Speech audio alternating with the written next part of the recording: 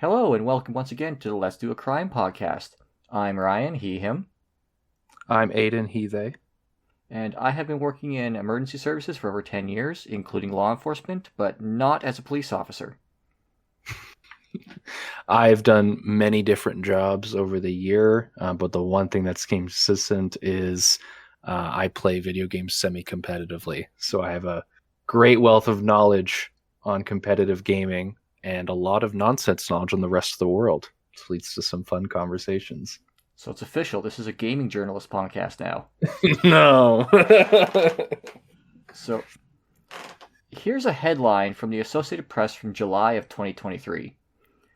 Pioneering hacker Kevin Mitnick, FBI wanted felon, turned security guru, dead at 59.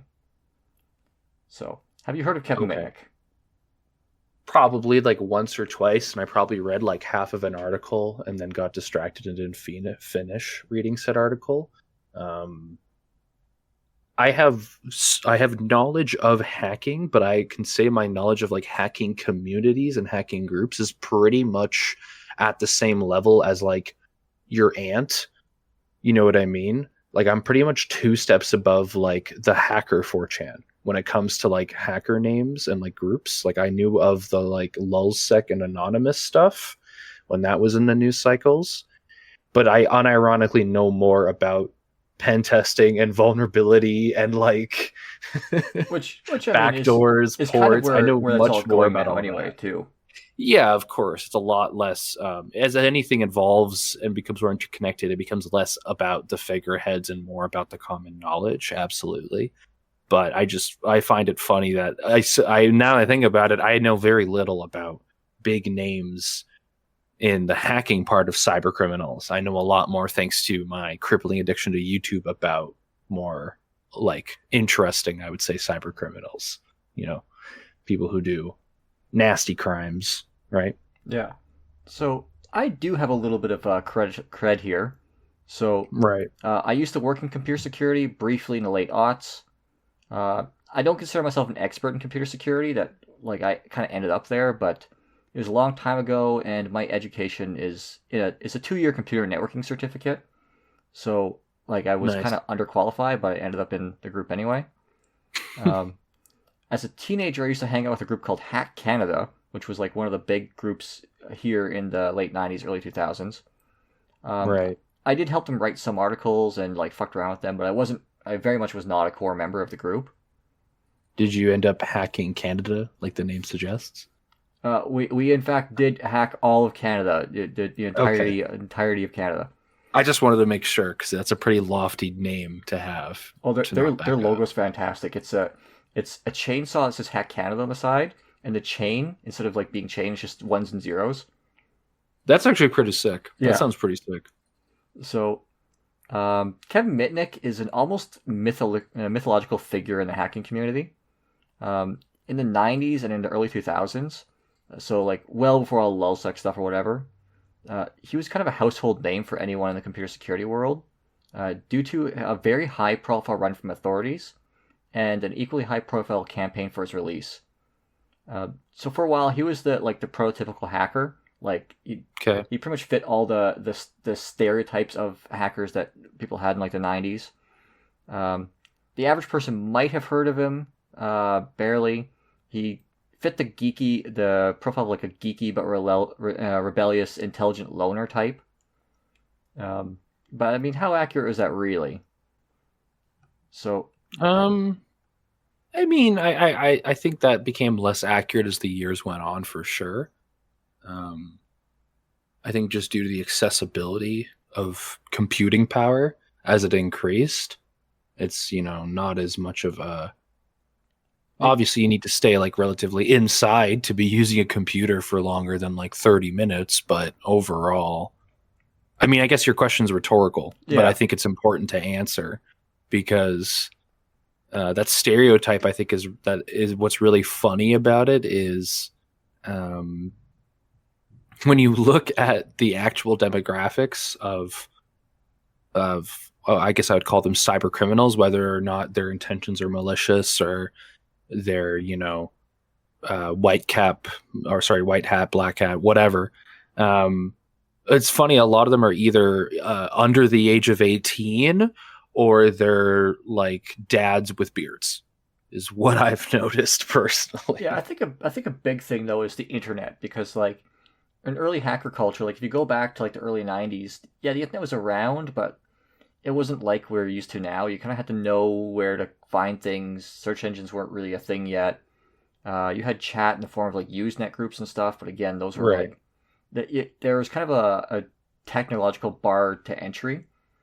Hmm. And these days, like everyone is so computer literate that it's a lot easier to get into it. So like, even if you're a reasonably intelligent person who's like motivated to like do computer stuff, at the time you kind of had to stumble into like step one. Like you had to stumble into someone who knew what they're doing, or like Hmm. find your way onto a bulletin board or something. Whereas these days, like you can literally just search it up. So I think that there's like a better understanding about tech now, whereas back then it was almost considered magic to the general public. For sure. For sure. Yeah. So Especially as UI develops to be more, I would say, like, and I don't think this is a bad thing. I think this is a good thing. Like, you think about how we have like kids toys, right?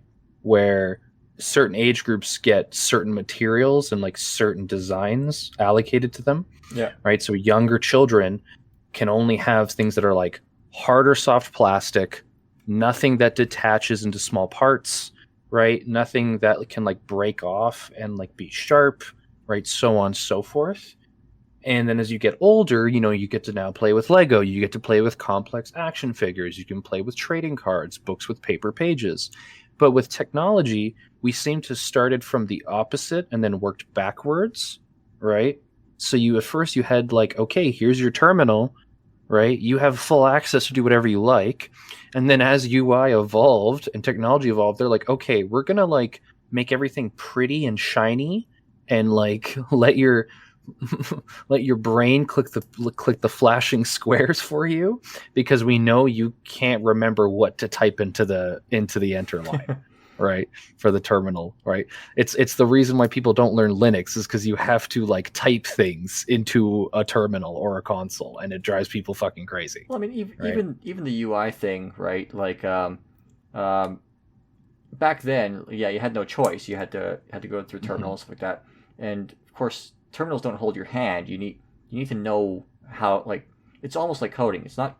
Don't get mad at me, coders. It's not coding, but like, No. you have to know how to put things in the right syntax and like how to send Yes. instructions to the machine, and like that is still the most powerful way to interact with a machine. But to learn about it is really hard when that's all you have. Like if you Mm-hmm. have a nice UI, like even if you're using Linux these days, you usually have a nice desktop UI. Well, you can Mm-hmm. bring up a web browser and like do a Google search, and then like have another tab open with a terminal, and be like reading about what you're doing at the same time as you're doing it. So the bar to entry, even at the high level, is lower. Like Right. it's just that first step was so hard back then. Is a lot easier now. Yeah, I'd mostly agree. I think on the exact same token, though, it's also just as hard as it was back then, because of obfuscation, Yeah, right? but But for, continue for sure. from that period of time, like I recall both. Like I'm older than you, so I have a little bit of earlier memory of this kind of stuff. Hmm. But I recall both the hysteria and both the sort of mysticism around hackers. So like it was like Yes, people kind I of remember that as well. Yes. yeah. We have it a bit today, but it was like it went to absolutely absurd levels at the time. People had very little understanding of computers and thought hackers could basically do anything, and were either in awe of them or completely terrified of them. So So honestly, just from my last, so you know this, but like I used to work for a telecom company, yeah, right? And I would go door to door. So I had a lot of conversations with people about technology. Believe me, there is still a gripping fear of hackers, um, mostly due to smart home technology, um, and cameras. That well, is like the new scare, right? No matter what you tell them, they are still scared, which I find almost ironically funny because the because people experience the Zoom hacks, right? They weren't really hacks. A lot of it was brute force or social engineering, right? Where someone gets access to a Zoom link or just inputs random, like what I mean by brute force, they input random codes, and someone who didn't lock their join, you have like dumb kids with microphones, right, jumping in a call and screaming whatever they want, Yeah. right, during your work call. And then there was the people using unsecured networks to route to your smart home devices and be creepy as fuck on a baby monitor, right? So you had those as well. So you combine those two. I'm talking to a homeowner who is scared that if they install a doorbell camera, someone's going to hack into their doorbell camera and like get their information or something, or like record them or what have you. And that's like the latter, like what I would say is, the consequence is a very real fear. It's a valid fear. Like I can understand not wanting your information compromised and not wanting your personal home recorded for malicious reasons. It's a very valid thing to become scared about. But it's also very weird having these conversations with people where I'm like, you do understand, for that to happen, you either have to like go in and make that available to happen, right? Because now all routers are installed with techs, and the technicians will also install the cameras. But a lot of these cameras have software where it's like the amount of encryption and the amount of access you would need to get into those cameras without ever stepping foot in your home is so insane that this person should go and instead hack your bank account at that rate, right? So, like the amount of like sophistication required. So people are still scared, but it's just scared about new things. They're not as scared as their like home computer being hacked. They're not scared of their smart cameras being hacked. So it's kind of the same. I will say I'm a little bit on like the tech fear people's side when it comes to like home automation. Like I won't do home automation, but it's like you're right when it comes to like a random person trying to access your shit. Yes, and I know where you're going with this, because I'm not scared of a random person. I'm scared of the people who have installed it and where because that goes back because they install it on cloud servers. I totally agree with that for sure. Someone who already knows a bunch about you, like someone who already knows you or is stalking you or whatever, could potentially have enough information generally to get past some of those security features. Absolutely, and I am not a lawyer. And don't take your advice from a podcast for law stuff. But a bigger threat today, I think, is actually state actors. So, say if you have like a Nest camera installed, right? Sure. And that has like the cloud storage option, cloud like control option. If I am like local like police, right, and I'm doing an investigation on you, like normally to get access to your camera footage, I'd have to get a warrant to search your cameras, right? Or a subpoena, yeah. Yeah, but because it's on the cloud, I can now give that warrant to Nest instead and get the information from them without you ever knowing. Right. Or even worse, because the fact that some of this information isn't actually protected by any really strong laws, there have been cases now where companies are just cooperating with law enforcement and providing information without a warrant.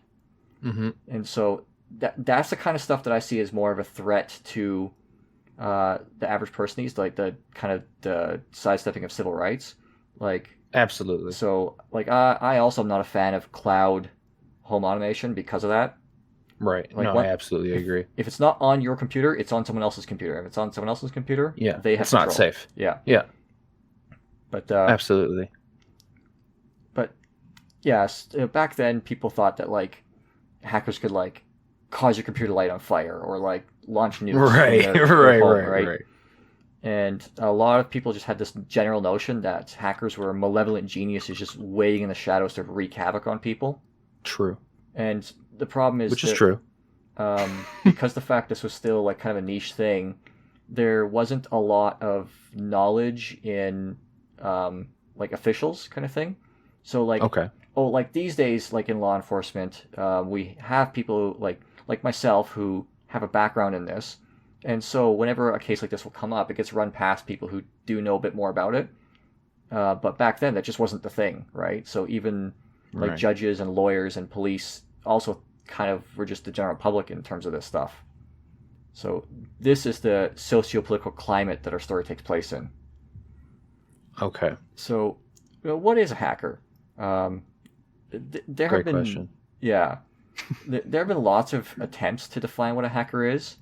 I would say my definition would be that anyone who seeks an intimate understanding of a technical system and pushes its boundaries, whether that be good or bad, would count as a hacker. So most good Okay. IT professionals, I would say, count as a hacker. Um, I've kind of always summed it up as an unauthorized access. yeah, well, it's not always unauthorized either, because like if you're doing penetration testing, like Right. you might be breaking systems, but you're doing it for like you have permission to do it, right?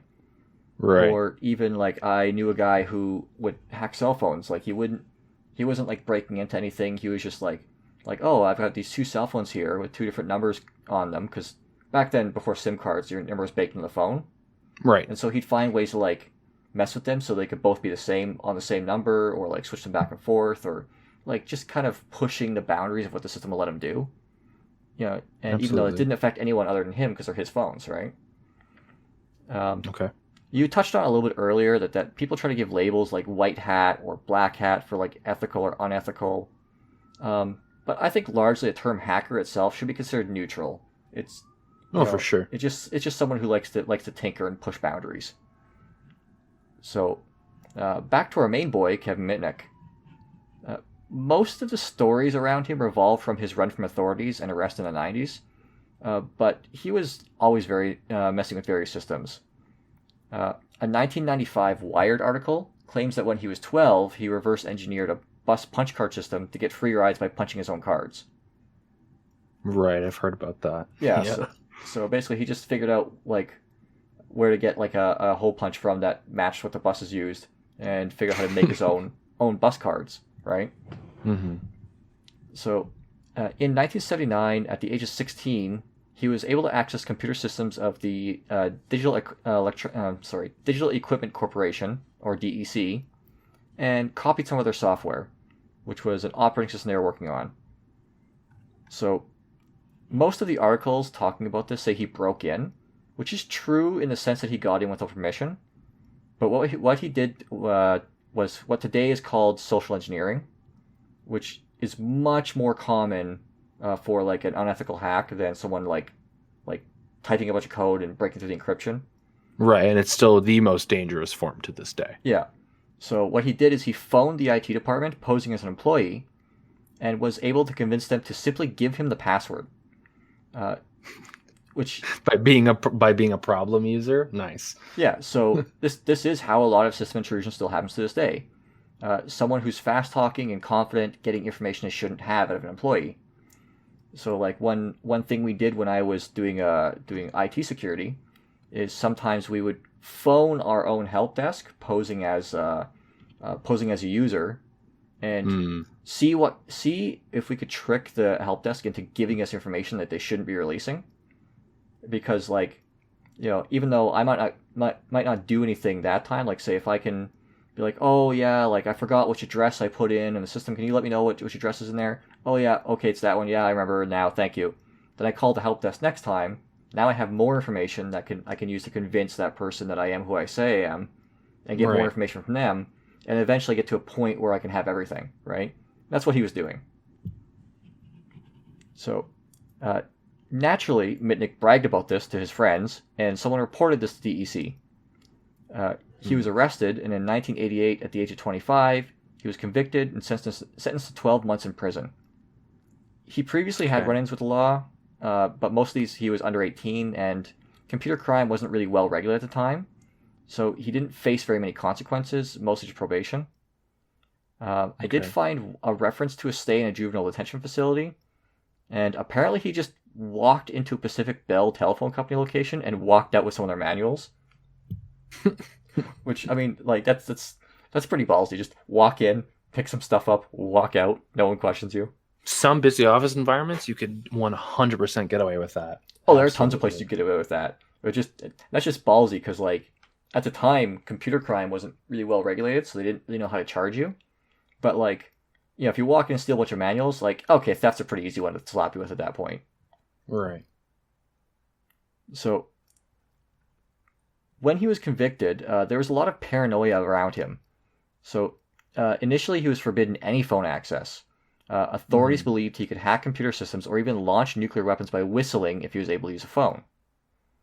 So this sounds absurd, but at the time it was... What, Hedwig's gonna go and like log into a terminal for him if he whistles the right way? Like, what? Yeah, so like this is super absurd now, and it was absurd at the time, but there is like a grain of truth there, because at the time it was possible to dial a phone or to make free long distance phone calls or do other weird things with the phone network if you could whistle really precise tones.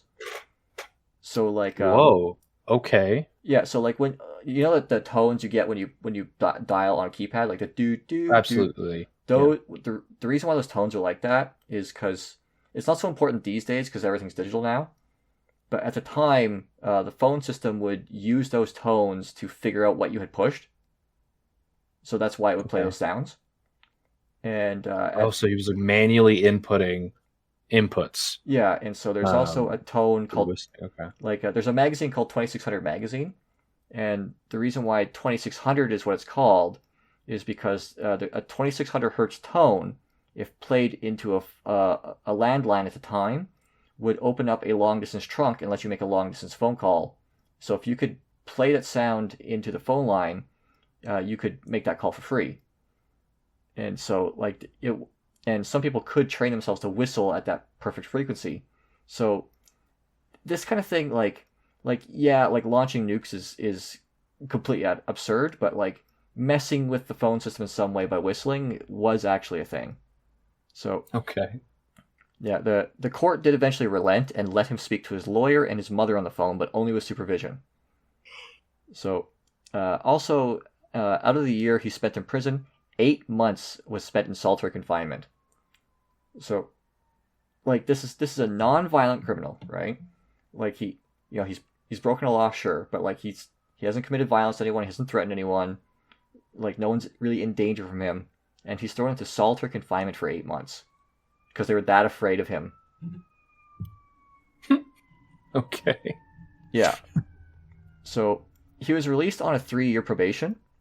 And in 1992, near the end of his probation, he was accused of violating it by unlawfully accessing a Pacific Bell voicemail system, and a warrant was issued for his arrest. So he went on the run at this time. According to a 2600 magazine documentary called Freedom Downtime, he went on the run because he could not handle the idea of being in solitary confinement again. However, in more recent interviews, Mitnick also stated it was a sort of addiction to putting himself in high-risk situations, like an adrenaline junkie sort of thing. Right. And so he would put himself in places where he was close to being caught and then work his way out of them. Now, granted, this is a very recent interview, so this might be a little bit of mythologizing himself, but that's what he said. So, during his flight from the law, he bounced around the U.S., using fake identities to get employment and housing. He masked his trail by using cloned cell phones. So, like I talked about before, that guy I knew who would mess with his phones. Cloning is one thing where like you would copy a phone to make it look on the network identical to another phone. And so that's one thing he would do to kind of mask his trail. During this time, Mitnick claimed he was able to monitor the cell phones of the FBI agents so closely that he knew where they were and was able to evade them. He claimed that one time he knew they would be executing a search warrant for his apartment, so after cleaning out his apartment, he left a box of donuts for them to find. It's unknown if the donut story was true, but the FBI did confirm that Mitnick at one point was able to monitor their cell phones, and it's been speculated that he may have used information obtained by monitoring them to help him make fake IDs. So like he would monitor their cell phones, and if they like were running a person like through their system over the phone, he would copy that person's information down and like fake their identity. Yeah, right. Sorry, go ahead. No, I just said right. Like it's very similar to the Catch Me If You Can guy. Yeah, it's similar situation. Mm-hmm. So one of the fake identities he took was Eric Weiss, which was the real name of Houdini. So I thought that was pretty cheeky. Yeah. In February of 1995, though, he was arrested in Raleigh, North Carolina. The story goes that he intruded on the systems of a computer security expert at Sun Microsystems, a man named Susomu Shimamura. who then assisted the FBI and was instrumental in his capture. Personally, like, I'm kind of aware of this investigation. Like, I was too young to have been seeing it live, but like, through some of the stuff that happens later, like a lot of this investigation became public knowledge. Right. I think Shimamura embellished his involvement a lot and really hyped himself up, but he was involved at some point in the eventual takedown. So what he did is he assisted the FBI to correlate Kevin Mitnick's web traffic with his cell phone activity and used a cell spectrum analyzer to get a rough estimate of where his apartment was. So, personally, I think the FBI was on him pretty close already, because they got a warrant for his previous apartment while he was still living there. But doing this probably managed to help get the drop on him so they could serve the warrant before he had time to react. And this is not where his story ends, though.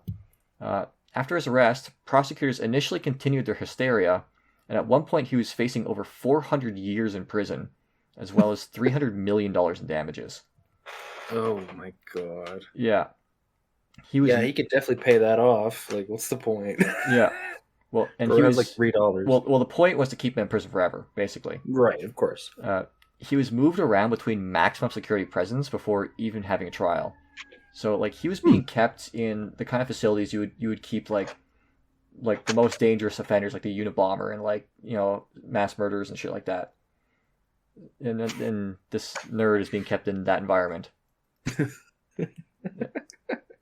Yeah, they kept moving around, and part of this is because there was a campaign to have him released. So they moved him around a lot to limit his ability to contact the outside world or like get outside support. So in the late 90s, Free Kevin became like a freaking slogan in the hacker world, including various forms of protest, from traditional marching in front of government offices to hacking and defacing websites that were related to his arrest, and protesting a movie based on Shimamura's book, Takedown. The book and the movie portrayed Mitnick as being a violent con artist. Okay. Keeping in mind, this movie was being made before Mitnick even had a trial, so it undoubtedly would taint his chances at a fair trial. Absolutely. Yeah, and it's actually really funny because one of the protest hacks was Miramax was producing the film, and people hacked into Miramax website and instead made a very it looked almost like an official page, but it was like talking about like how, hey, yeah, we're gonna make tons of money off of smearing someone's name. Like, look at this, isn't this great? Now, most articles talking about Kevin Mitnick leave out a very important detail. He was never given a trial. He ended up making a plea deal in 1999 before ever being brought to trial. In the aforementioned Freedom Downtime documentary, it speculates that he made the plea deal to avoid being in prison with no trial forever. So the only trial he ended up getting was a sentencing hearing. So, they just bounced him around prisons for years and years and years and didn't give him a trial until he pled guilty. Yeah. He did not get hundreds of years in jail and millions in damages, though. I hope not. There was never any evidence that he had actually profited directly from any of his computer crimes. Like, even when he was on the run, living under his fake IDs, he was getting jobs and, working regular jobs. None of his victims could show that he had actually done any quantifiable damage to them. Most of the damage claims really had no basis in anything, and some of his alleged crimes were found to have little or no evidence. So, one of the big ones was copying, source code from Sun Microsystems, which he did do, right, but he didn't do anything with it. So he just had it on a napkin. So he just had it. So there really wasn't any damage. Thought it was neat. Yeah. So, in the end, there was still enough solid evidence of crimes to secure conviction. He was sentenced to 5 years in prison, most of which he'd already served before pleading guilty. So, one thing about the legal system people don't get is that, normally before your trial, you're released to handle your shit. But if you're considered to be too dangerous to release, or you're a flight risk, then they'll hold you in prison until your trial. And if you get convicted, then all the time you spent in jail counts as part of your sentence served already. So in this case, he had already spent most of that 5 years in jail before he even was convicted.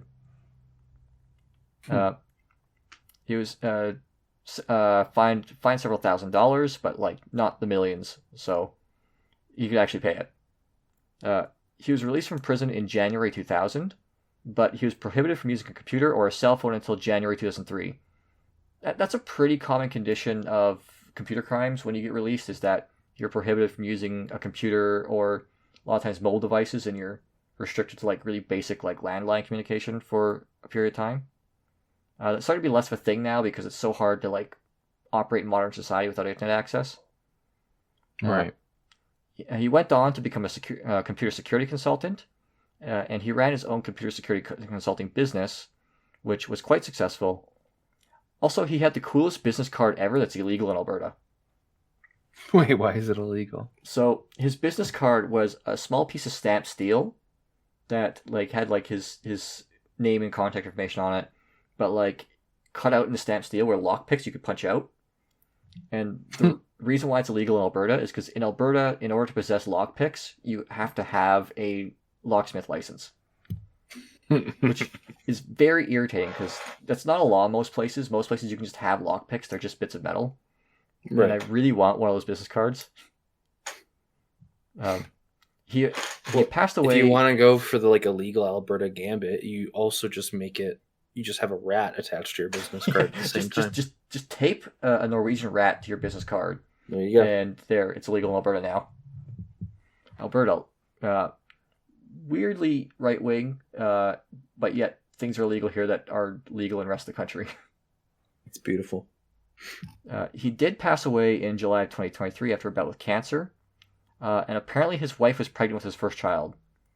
I did not look up any info on his wife because she's not really part of the story, but Mitnick was 59. So, I kind of wonder how old his wife was. All right, hey, listen, let him cook, you know? Like, listen, if he's still... I don't want to get too raunchy on your podcast, but I think he could still get it going. So, all the power to him. Yeah. I wouldn't want to be, you know, like, in my late 70s with my like future child turning 18. That sounds very exhausting, right? Like imagine you're almost 60, right?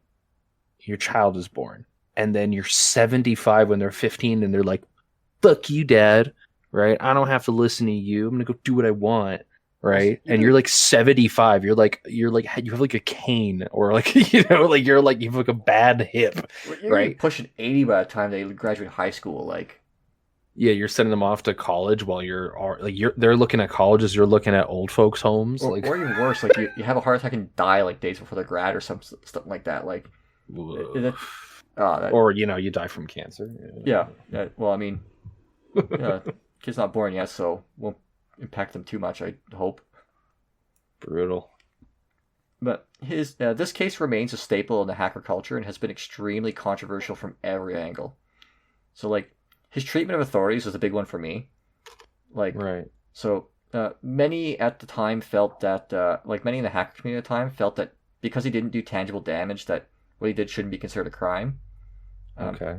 I don't go that far because, like, he was, like, still breaking the systems, like, breaking into people's voicemail, like, you know, he could have done some real damage if he wanted to. But treating him like a dangerous superhuman criminal is really an extreme overreaction.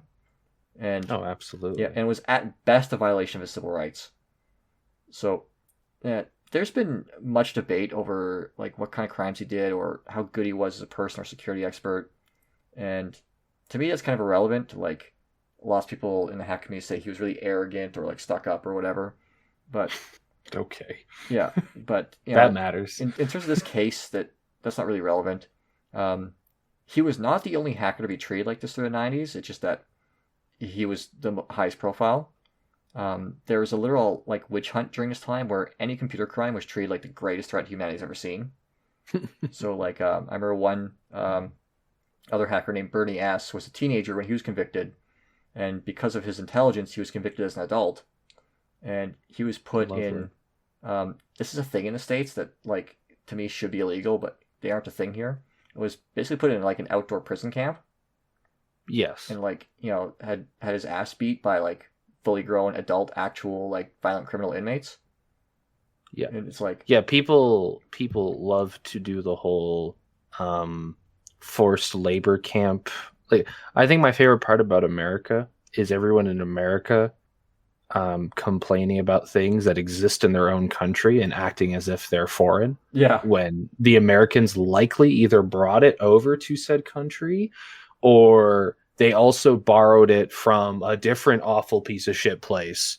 And apparently, all their citizens just don't know because they have like uh, they have some of the shittiest education publicly in the Western world. So, like, people are like, oh, these places have labor camps. It's like, yeah, you also have labor camps. You also have all these terrible things that you pretend are from some other country that that you guys had a war with. It's also one of those things where, like, people, most people never have any interaction with the justice system outside maybe getting a traffic ticket. So they really don't have any concept of how bad it can be. Oh, for sure. Until you, like, either yourself are or know someone who is put through the system and like goes to the worst parts of it, then you're like, wow, this is fucked. And so this is very much the case in the 90s, where like if you did anything like these days, yeah, there's still like it's still a crime to do a lot of intrusion in systems, but like it's not treated so harshly.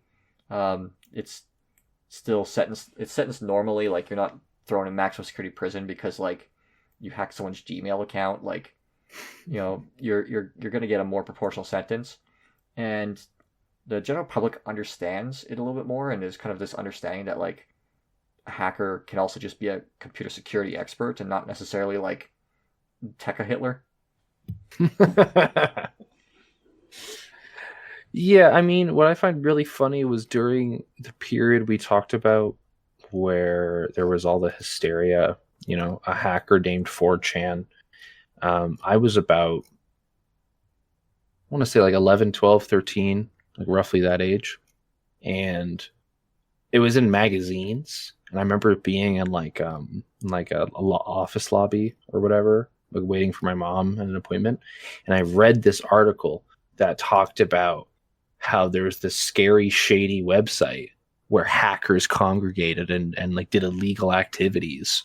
And me being a 12-year-old with like unfettered access to the internet with no supervision, the first thing I did when I went home was go on 4chan as a as a 12-year-old. And like I didn't learn much about hacking, to be honest, because if anyone, who's listening was on 4chan a decade ago, a lot of it was just absolute dog water crap. Like it was just crap. Like it was still just is posting random crap. Oh, I know it still is, but with all the notoriety and stuff, it attracts people being obnoxious, right? So I think it was funny because back then it was just a lot of posing and pretending, and also just a lot of just random garbage because that it was called the random board for a reason. Anyways, I'm getting beside my point. Eventually I ended up on those forums and bulletin boards you're talking about, where they're restricted forums. You sign up for access, right? Go through the rules, and then people write guides on how to do things. So I remember one summer I was really bored with my friend, so we set up an FTP server and tried to install malware on our friend's computer via sending him an email with an exe pretending it was a game he wanted to play. And then we wanted to keylog him so we could troll him on Facebook. So like the information is there, but the reason I bring this up is that hackers aren't doing anything magical. They're relying on you being stupid.